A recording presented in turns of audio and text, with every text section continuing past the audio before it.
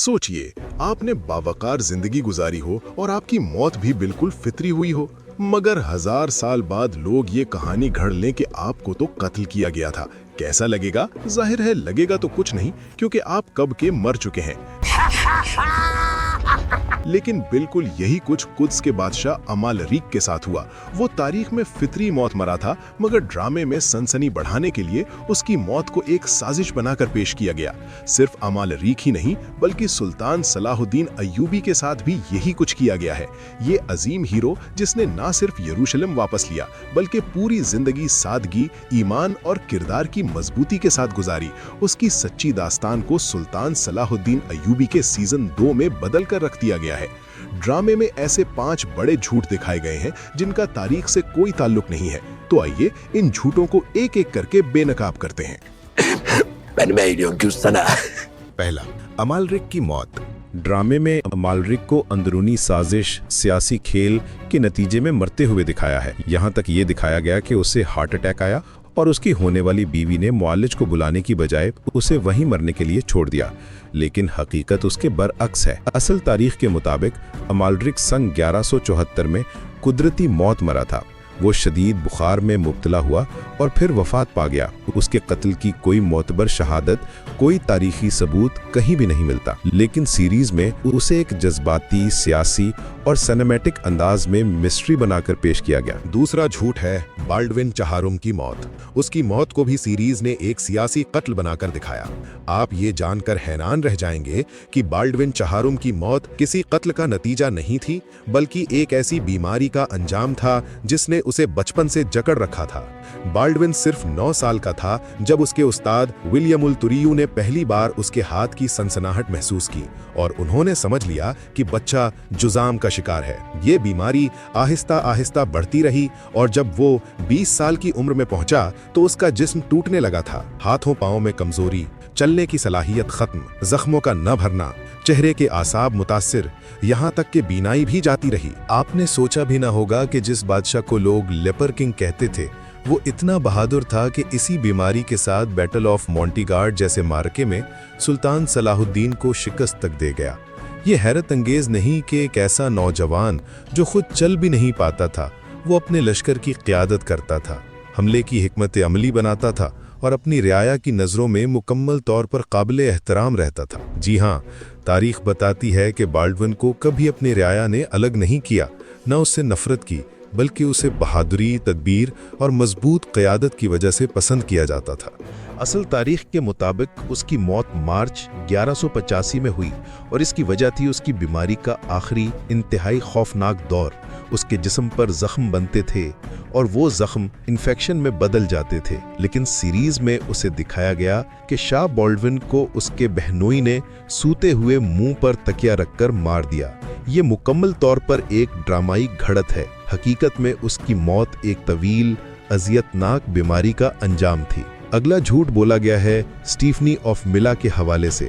Series में एक अहम किरदार है मिला, जिसे सलाहुद्दीन के करीब दिखाया गया है। ये किरदार हकीकी तारीखी खातून स्टीफनी ऑफ मिली यानी काउंटेस ऑफ कर्क पर मबनी है। सीरीज ने यहाँ भी तारीख से हटकर अपनी ही एक कहानी बनाई है। मीला 12वीं सदी में यरूशलेम की सलीबी ममलिकत की एक ताकतवर और बाअसर नोबल वुमन थी। वो उर्दुन में वाक़े अहम किले कर्क और उससे मुत्तसिल इलाके की मालिकन थी। स्टीफनी की ताकत का अंदाज़ा इस बात से लगाएं कि उसने अपने दौर में 3 मरतबा शादियाँ की। हर शादी उसकी सियासी हैसियत को मुस्तहकम करने के लिए अहम थी। तीसरी और सबसे बदनाम ज़माना शादी रेनॉल्ड ऑफ शैटोलियून से, जो सलीबियों का सबसे ज्यादा मुतनाज़े और इश्तियाल अंगेज जंगजू था। सीरीज में मेला का किरदार सलाहुद्दीन के साथ किसी न किसी शक्ल में रोमानवी या जज्बाती ताल्लुक में शामिल दिखाया जाता है, लेकिन तारीखी हकीकत ये है कि इन दोनों के दरमियान मोहब्बत का कोई ताल्लुक नहीं था। इनकी मुलाकातें सिर्फ सियासी और फौजी हालात के तहत हुईं। सलाहुद्दीन और मेला की सबसे मशहूर मुलाकात किला किरक के मुहासरे के दौरान पेश आई। मुहासरे के दौरान मेला के बेटे हम्फ्री की शादी थी और जश्न चल रहा था। मौरखीन के मुताबिक मेला ने सलाहुद्दीन को शादी का खाना भेजा। सलाहुद्दीन ने जवाबी तौर पर किले के इस मखसूस ब्रिज पर गोलाबारी रोक दी जहां हम्फ्री और उसके दुल्हन मौजूद थे। اب بات کرتے ہیں صلاح الدین اور بیلین کی دوستی، یہ حقیقت تھی یا افسانہ؟ سیریز میں آپ نے دیکھا ہوگا کہ صلاح الدین اور بیلین کی پہلی ملاقات ایک کنویں کے پاس ہوتی ہے۔ بیلین انہیں بچاتا ہے اور دونوں کے درمیان عزت، اعتماد اور دوستی کا پہلا رشتہ قائم ہوتا ہے۔ لیکن کیا دونوں کی پہلی ملاقات واقعی اتنی دوستانہ تھی؟ جواب ہے بالکل نہیں۔ اصل کہانی جنگ، شکست، سیاست اور بقا کے گرد گھومتی ہے۔ یہ کہانی شروع ہوتی ہے 4 جولائی 1187 سے، وہ دن جب جنگ حطین لڑی گئی۔ یہ وہ جنگ تھی جس نے پورے صلیبی مملکت کا نقشہ بدل دیا۔ صلاح الدین کے لشکر نے پوری صلیبی فوج کو کچل دیا۔ اس جنگ کے بعد مملکت یروشلم عملاً ٹوٹ گئی تھی۔ صرف چند افراد زندہ بچ نکلے، ان میں سے ایک تھا بیلین آف آئبلن۔ سیزن 2 میں بیلین کو ایک دوست کے طور پر دکھایا جاتا ہے، لیکن حقیقت یہ ہے کہ وہ حطین سے جان بچا کر بھاگا تھا۔ اب یہاں ایک انتہائی اہم واقعہ شروع ہوتا ہے، ایک ایسا لمحہ جو صلاح الدین اور بیلین کی پہلی حقیقی ملاقات کا راستہ بناتا ہے۔ بیلین کی بیوی ماریا قومننا اور اس کے بچے سب کے سب یروشلم میں پھنسے ہوئے تھے۔ سوچیں ذرا، ایک شہر جس کی فوج تباہ ہو چکی تھی اور جسے صلاح الدین کی اگلی منزل ہونا تھا، کیا واقعی بیلین انہیں چھوڑ سکتا تھا؟ بالکل نہیں۔ لہٰذا بیلین وہاں سے نکلا اور تنہا سفر کرتے ہوئے سیدھا صلاح الدین کے لشکر کے پاس پہنچ گیا، جو اس وقت غالباً القلان یا اس کے آس پاس پڑاؤ ڈالے ہوئے تھا۔ یہی وہ لمحہ تھا جب دونوں کی پہلی حقیقی ملاقات ہوئی۔ نہ کوئی کنواں، نہ کوئی حادثہ، نہ کوئی دوستی، صرف ایک درخواست۔ بیلین نے درخواست کی کہ مجھے اجازت دیں کہ میں یروشلم جا کر اپنی بیوی اور بچوں کو لے آؤں، اور صلاح الدین نے شرافت کا مظاہرہ کرتے ہوئے اجازت دے دی۔ ماریا قومنینا بازنطینی شہنشاہ مانویل کومنینوس کی رشتہ دار تھیں۔ صلاح الدین کے ان سے سفارتی تعلقات تھے، وہ بیلین کی شرافت کا احترام کرتے تھے، لیکن شرطیں سخت تھیں۔ بیلین یروشلم میں صرف ایک رات رک سکتا تھا، وہ صرف اپنی فیملی کو لے کر نکلے گا اور وہ صلاح الدین کے خلاف کبھی ہتھیار نہیں اٹھائے گا۔ لیکن یہاں آتا ہے تاریخ کا سب سے اہم موڑ۔ جب بیلین یروشلم پہنچا تو شہر بھرا ہوا تھا پناہ گزینوں سے۔ دفاع کے لیے کوئی جرنیل نہ تھا، لوگ گھبرائے ہوئے تھے۔ انہوں نے ہاتھ جوڑ کر کہا، ہمیں چھوڑ کر مت جاؤ، ہماری قیادت کرو۔ بیلین نے کہا، میں قسم کھا چکا ہوں، میں لڑ نہیں سکتا۔ لیکن پیٹلیاک ہیراکلیوس خود سامنے آئے اور کہا، یروشلم کی بقا تمہاری ذاتی قسم سے زیادہ اہم ہے، میں تمہیں اس قسم سے بری کرتا ہوں۔ بیلین بے بس ہو گیا اور رک گیا۔ پھر اس نے فوراً صلاح الدین کو پیغام بھیجا، میں مجبور ہوں، میں لڑوں گا، لیکن میں نے دھوکہ نہیں دیا، مجبوری ہے۔ دوستو، یہ تھی اصل تاریخ، کتنی حقیقی اور کتنی جذباتی۔ اب آتا ہے 5واں آخری اور تاریخی طور پر سب سے اہم واقعہ، جس کو بدل دیا گیا ایک جھوٹ میں۔ دراصل سیزن 1 سے ہی یہ رشتہ ڈرامے میں غلط انداز میں دکھایا جا رہا تھا، اور سیزن 2 میں نور الدین زنگی کی وفات کے وقت اسے بہت ڈرامائی انداز میں پیش کیا گیا۔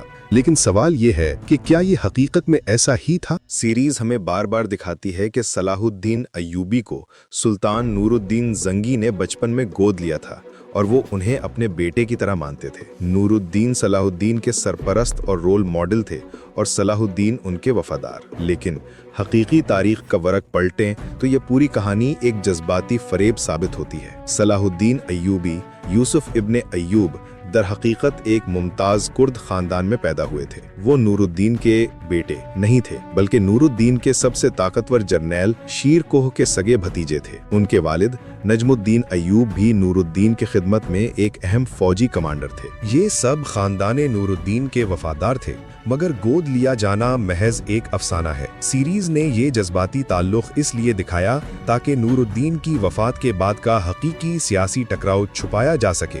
اصل کہانی اس سے کہیں زیادہ پیچیدہ، ڈرامائی اور خطرناک تھی۔ جب صلاح الدین نے 1171 میں مصر کا اقتدار سنبھالا تو وہ تیزی سے نور الدین کے حریف بن گئے۔ نور الدین زنگی کو جلد ہی احساس ہو گیا تھا کہ صلاح الدین اب ان کے قابو میں نہیں ہے۔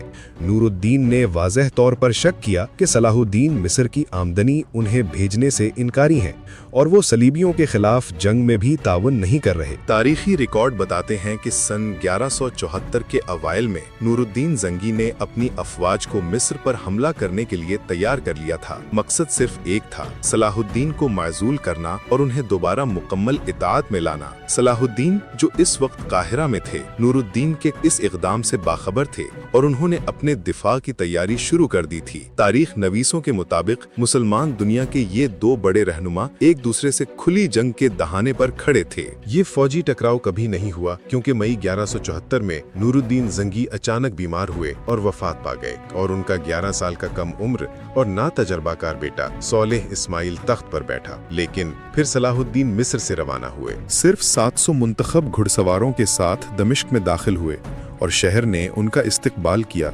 सलाहुद्दीन ने ऐलान किया, मैं नूरुद्दीन के बेटे का मुहाफिज हूँ, लेकिन दर हकीकत वो शाम और मिस्र के इत्तेहाद की बुनियाद रख रहे थे।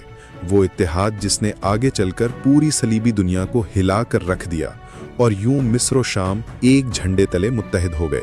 ये थी अयूबी सल्तनत, वही सल्तनत जिसकी ताकत ने सलीबियों को फैसलाकुन शिकस्त दी। ये सब कुछ इसी सियासी कशमकश का नतीजा था जो नूरुद्दीन और सलाहुद्दीन के दरमियान बरसों से पनप रही थी, और इसका अंजाम सिर्फ नूरुद्दीन की अचानक मौत से मुमकिन हुआ, वरना शायद मुस्लिम दुनिया बिल्कुल मुख्तलिफ तारीख देखती। वाज़ेह कर दूं कि नूरुद्दीन जंगी ने इस्लाम और अल-कुद्स के लिए बहुत मेहनत की और बेशुमार कुर्बानियां दी। उनकी इस्लाम से वफादारी पर किसी को शक नहीं, लेकिन ये एक मौका था जब दो मुस्लिम लीडर एक दूसरे के सामने थे।